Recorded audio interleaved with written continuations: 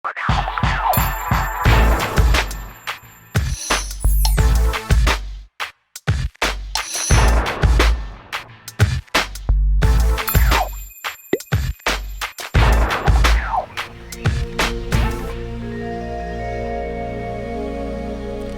इस सुंदर प्रकृति को देखता हूँ तो मुझे वो गीत याद आता है, प्रभु महान विचारों कार्य तेरे, कितने अद्भुत जो तूने बनाए।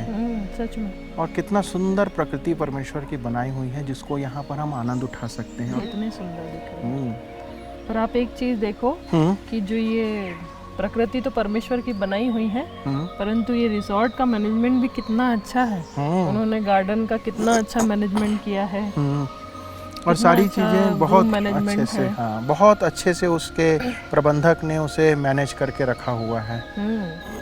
उनका जो स्वामी होगा या इनका जो रिसोर्ट का मालिक होगा, वो कितना खुश होता होगा, नहीं? बिल्कुल बिल्कुल, वो तो खुश होगा ही होगा, क्योंकि उसका जो प्रबंधक है वो उसे बहुत अच्छे से रख रहा है।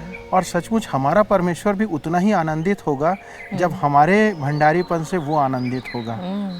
हमें भी तो अच्छा भंडारी होना चाहिए ना। तो क्योंकि परमेश्वर ने हमें सब कुछ चीज़ें दी हैं और हमें इसलिए दिया है कि हम एक अच्छे भंडारी के समान परमेश्वर के इन भंडारों की देखरेख करें। चलो ना, अंदर चल के बात करते हैं, ठंड लग रही है। चलो। हम जो अभी बाहर मसीही भंडारीपन के विषय में बात कर रहे थे, ये बहुत एक महत्वपूर्ण सब्जेक्ट है हम सबों के लिए। और इस मसीही भंडारीपन के पहले एक चीज़ मैं तुमसे पूछना चाहता हूँ कि यदि मैं भंडारी शब्द का इस्तेमाल करता हूँ तो भंडारी से सामान्य दृष्टिकोण से एक व्यक्ति क्या समझता है? अगर हम भंडारी की बात देखेंगे और उसको इजी लैंग्वेज में दिखाना चाहें तो भंडारी वो होता है जो किसी दूसरे व्यक्ति के आर्थिक मामलों या संपत्ति या कार्यों की देखरेख करता है। वो सिर्फ देखरेख की जिम्मेदारी उसे दी गई है, वो स्वामी नहीं होता। उसके पास मालिकाना हक उसका कभी नहीं होता। और आपका जो बिब्लिकल स्टीवर्डशिप की हम बात करते हैं तो उसमें जो हमारा स्वामी है, मतलब वो परमेश्वर है ना। हाँ, ऑब्वियसली, बिल्कुल। जो यदि मसीही भंडारीपन की बात करेंगे तो परमेश्वर हमारे सब चीज का मालिक है। हाँ, और उसके लिए हमारे पास 3 मुख्य कारण हैं। और ये जो भंडारीपन के क्षेत्रों की आप बात कर रहे हैं, वो कौन कौन से क्षेत्र इसमें आएंगे? वो है हमारी योग्यताओं का क्षेत्र, हमारे वरदानों का क्षेत्र, और जो परमेश्वर ने हमें योग्यताएं दी हैं उन क्षेत्रों में हमें अपने भंडारीपन को प्रकट करने की आवश्यकता है। और ये ऐसे क्षेत्र हैं जहाँ पर कि बहुत महत्वपूर्ण है कि हम अपने उन योग्यताओं का कैसे इस्तेमाल करते हैं, उन वरदानों को एक दूसरे के लिए उपयोग करना। ये जो वरदान हमें दिए गए, एक वचन यहाँ पर पढ़ सकती हो, 1 कुरिन्थियों 12 अध्याय उसका 9 और 10। किसी को उसी आत्मा से विश्वास और किसी को उसी एक आत्मा से चंगा करने का वरदान दिया जाता है। फिर किसी को सामर्थ्य के काम करने की शक्ति, और किसी को भविष्यवाणी की, और किसी को आत्माओं की परख, और किसी को अनेक प्रकार की भाषा, और किसी को भाषाओं का अर्थ बताना। तो ये वरदान जो है परमेश्वर ने कलीसिया के अंदर दिए हैं, और कलीसिया के अंदर आप और मैं जो हैं, हमारे पास ये वरदान इसलिए हैं कि हम इन वरदानों का इस्तेमाल करें और इन वरदानों का इस्तेमाल परमेश्वर के वचन को दूसरों तक पहुंचाने के लिए और एक दूसरे की मदद करने के लिए, कलीसिया की उन्नति करने और कलीसिया की उन्नति के लिए। तो ये वरदान हमको इसलिए नहीं मिले हैं कि यदि मुझे चंगाई का वरदान मिला है तो इसका मतलब ये नहीं है कि मैं चंगाई करके अपने व्यक्तिगत स्वार्थ को पूरा करूं या अपने लिए आर्थिक मदद को मैं जमा करूं। नहीं, ये गलत हो जाएगा। तो ये क्षेत्र है जहाँ पर सबसे पहले आवश्यकता है कि हमें हमारे भंडारीपन को ध्यान रखना चाहिए। और दूसरा जो क्षेत्र है वो समय का है। हाँ, समय बहुत इम्पोर्टेंट क्षेत्र है। समय क्या होता है कि हम लोग बाकी सब कुछ दे देते हैं, परमेश्वर के लिए समय नहीं देते। यहाँ पर वो टाइम मैनेजमेंट वाली बात नहीं है कि टाइम मैनेज करना है, ऐसा है नहीं, परंतु हमें अपना समय कैसे बुद्धिमानी से परमेश्वर के उपयोग के लिए यूज करना है या उसके लिए इस्तेमाल करना है, वो है। और उस जीवन के क्षेत्र के कंपैरिजन में यदि हम उससे अपने जीवन को कंपेयर करें जो अनंत काल का जीवन है, उसके सामने हमारा ये 60, 70, 80 साल का जीवन जो है ये बिल्कुल छोटा सा समय है। और परमेश्वर चाहता है कि इस छोटे से समय में हम अपने भंडारीपन का लेखा दें। और इसीलिए भजन संहिता में भजन का लिखने वाला जो है भजन 90 में लिखता है कि मुझको अपने दिन गिनने की समझ दे कि मैं बुद्धिमान हो जाऊं। तो हमें बुद्धिमानी से भी अपने समय को व्यतीत करना, इसीलिए यहाँ पर राजा दाऊद जो है वो कहता है। और जो तीसरा और महत्वपूर्ण क्षेत्र आता है हमारे भंडारीपन का, वो है धन। और धन जो है, जब धन की बात आती है तो बहुत से लोग जो हैं वो विचलित हो जाते हैं। और इसीलिए परमेश्वर का वचन हमसे कहता है कि हमें धन परमेश्वर के वचन के प्रचार के लिए भी देना चाहिए और परमेश्वर के कामों के लिए देने में हमें हाथ नहीं रोकना चाहिए। एक मेरे को याद आता है, यदि तुम पढ़ोगी 2 कुरिन्थी उसका 8वां अध्याय और उसके पहले 5 पदों को यदि पढ़ोगे तो वहाँ पर ये बात लिखी हुई है किस प्रकार से प्रारंभिक कलीसिया जो थी वो देने का काम करती थी। यहाँ ऐसा लिखा है, अब हे भाइयों, हम तुम्हें परमेश्वर के उस अनुग्रह का समाचार देते हैं जो मकिदुनिया की कलीसियाओं पर हुआ है कि क्लेश की बड़ी परीक्षा में उनके बड़े आनंद और भारी कंगालपन में उनकी उदारता बहुत बढ़ गई। उनके विषय में मेरी यह गवाही है कि उन्होंने अपनी सामर्थ्य भर वरन सामर्थ्य से भी बाहर मन से दिया और इस दान में और पवित्र लोगों की सेवा में भागी होने के अनुग्रह के विषय में हमसे बार बार बहुत विनती की। और जैसी हमने आशा की थी वैसी ही नहीं, वरन उन्होंने प्रभु को फिर परमेश्वर की इच्छा से हमको भी अपने आप को दे दिया। अब जब देने की बात आती है तो ये बहुत अच्छा उदाहरण है मकिदुनिया की कलीसिया का। उन्होंने कब दिया? अपने कंगालीपन में दिया। मतलब कई बार लोग सोचते हैं कि मेरे पास तो कुछ नहीं है, मैं बहुत गरीब हूं, मैं क्या दूंगा। और ये जो कलीसिया थी मकिदुनिया की, ये कंगालीपन में दे रही थी। उनके पास नहीं था तो भी वो बड़े हर्ष के साथ जो कुछ था वो दे रहे थे और उसके कारण एक बड़ा काम जो था वो कलीसिया में होता है और परमेश्वर का राज्य का सुसमाचार जो है वो फैलता चले जाता है।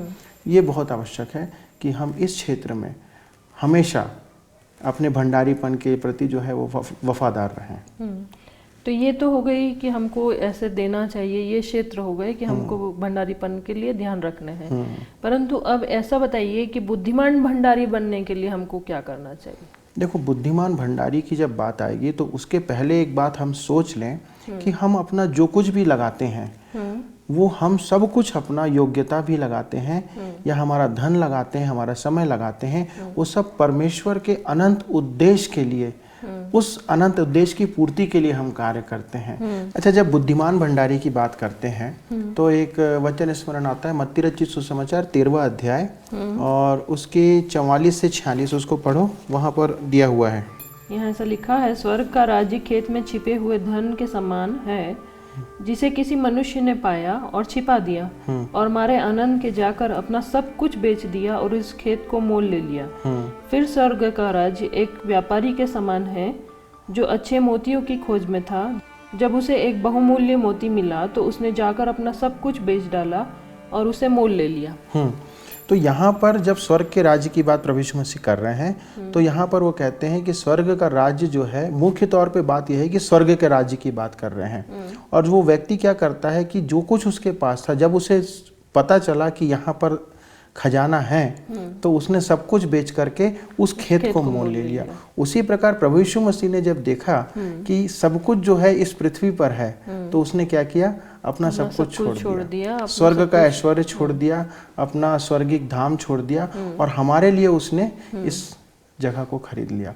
और दूसरी बात, वो मोती के समान जब बोलता है तो मोती का भी मतलब यही निकलता है कि हम उस कार्य को करने के लिए जो कुछ भी करना है सब कुछ लगा देते हैं। तो यहाँ पर इस बात को ही वो बताने की कोशिश कर रहा। तो पहला कदम यह है कि हम अपने भंडारीपन के तरफ जब बढ़ते हैं तो हम बुद्धिमान होने के नाते जो कुछ हम लगा सकते हैं उसको प्राप्त करने के लिए स्वर्गीय राज्य को हमें करना है। जो दूसरा कदम है वो ये है कि हमारे पास में जो भी कुछ है हम उसमें संतुष्ट रहें। हाँ, ये संतुष्टि जो है, बाइबल कहती है कि संतुष्टि जो है वो बहुत बड़ा धन है हमारे लिए।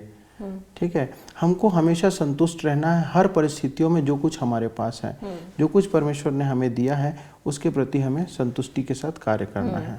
क्योंकि क्या होता है जब हम अपने वरदानों के बारे में आपस में तुलना करते हैं कि उसको मुझसे ज़्यादा वरदान मिला है या मुझे कम मिला है, उसको ज़्यादा अच्छा वरदान मिला है, लोग उसकी तरफ ज़्यादा आकर्षित होते हैं। जब हम ये तुलना करने लगते हैं तब हमारे मनों के अंदर एक कलह, असंतुष्टि आ जाती है। वो ठीक नहीं है। इसलिए जिसको जो वरदान मिला है उसके प्रति वो वफादार रहे और उसमें संतुष्ट रहे। और जो तीसरा और मुख्य कदम यहाँ पर एक देखने को मिलेगा हमारे को, जो कि एक बुद्धिमान भंडारी के लिए आवश्यक है, वो है एक विश्वास योग्य जीवन और एक आज्ञाकारिता का जीवन। यदि हम मत्ती 25 और उसका 20 से 23 को पढ़ते हैं तो वहाँ पर हमको ये बात देखने को मिलती है कि वहाँ पर उस विश्वास योग्य और आज्ञाकारी भंडारी या दास के विषय में बताता है। और जब हम किसी को कोई जिम्मेदारी सौंपते हैं तो हम अंत में ये बात जरूर देखना चाहते हैं कि हम विश्वास योग्य हैं कि नहीं है, या वो विश्वास योग्य है कि नहीं है। और आज्ञाकारिता, ये दो चीजें मुख्य होती हैं। और चौथा जो कदम है वो फलदायकता की अपेक्षा रखो। मतलब हमको फलदायक होना चाहिए, है ना। मत्ती 13 और उसका 23 वचन में लिखा है, जो अच्छी भूमि में बोया गया ये वह है जो वचन को सुनकर समझता है और फल लाता है, कोई 100 गुना, कोई 60 गुना और कोई 30 गुना। और जो पांचवा कदम जो आता है वो ये है कि हमें अपना लेखा देना है। हमको अंत में खड़े होकर के इस बात के बारे में बताना है, कहना है। जब पुस्तकें खोली जाएंगी हमसे पूछा जाएगा कि हमने अपने समय के साथ क्या किया, हम इस बात को योग्य रहे कि नहीं। हाँ, इस बात को हम मत्ती 24 उसके 25 उसके 45 से 51 में पढ़ सकते हैं। वहाँ पर हमें लेखा देना है परमेश्वर के साथ में खड़े होकर के, प्रभु यीशु मसीह के सामने खड़े होकर के कि हमने क्या किया। और वही बात हम जब पढ़ते हैं, प्रभु यीशु मसीह कहते हैं और वो जीवन के हर एक क्षेत्र में और हर एक कदम में पूछेगा कि आपने यहाँ लेखा दिया, कैसा किया, वो हर एक बात के लिए लेखा देना। तो ये 5 बहुत महत्वपूर्ण कदम है एक अच्छे और बुद्धिमान भंडारी के लिए कि वो बुद्धिमान भंडारी बना रहे। और यदि हम इन बातों को स्मरण रखेंगे तो हम एक अच्छे भंडारी के रूप में परमेश्वर के सामने ठहरने पाएंगे। और मैं सोचता हूँ कि इन सारी बातों को जो हमने आज किया, हमने उस प्रकृति से प्रारंभ किया, इस रिसोर्ट के बारे में बात किया और इस बात को सीखा। तो तुम एक काम करो कि फिर से सारी बातों को दोहराओ ताकि हर किसी को ये समझ आ जाए फिर से और स्मरण रहे। ठीक है, चलिए इनको दोहरा लेते हैं। एक भंडारी किसी दूसरे की संपत्ति का प्रबंध करता है परंतु वह स्वामी नहीं होता है। इस संसार में सब कुछ मसीह का है जिसमें हम भी शामिल हैं। मसीह भंडारीपन के 3 प्रमुख क्षेत्र हैं: परमेश्वर द्वारा दिए गए वरदान, योग्यताएं और क्षमताएं, समय तथा धन। 5 महत्वपूर्ण कदम हैं जो बुद्धिमान भंडारी बनने में हमारी सहायता करते हैं। पहला, हमें अपने संपूर्ण जीवन को परमेश्वर के अनंत उद्देश्यों में लगाने की ज़रूरत है। दूसरा, हमारे समय का उचित प्रबंध। तीसरा, परमेश्वर के प्रति विश्वास योग्य एवं आज्ञाकारी बने रहना। चौथा, फलदायकता की अपेक्षा रखना। 5वां, परमेश्वर को अपने कार्यों का हिसाब देने के लिए तैयार रहना। चलो, आज ये बहुत अच्छा हुआ कि हमने एक बार फिर से इस विषय पर चर्चा किया। और जब इस विषय को चर्चा किया तो मैं भी अपने ऊपर इस बात को सोच रहा था कि मैं कैसा अच्छा भंडारी हूँ या नहीं हूँ। जो कुछ प्रभु ने मुझे दिया है उसके प्रति क्या मैं उतना विश्वास योग्य हूँ और जिम्मेदार हूँ कि नहीं।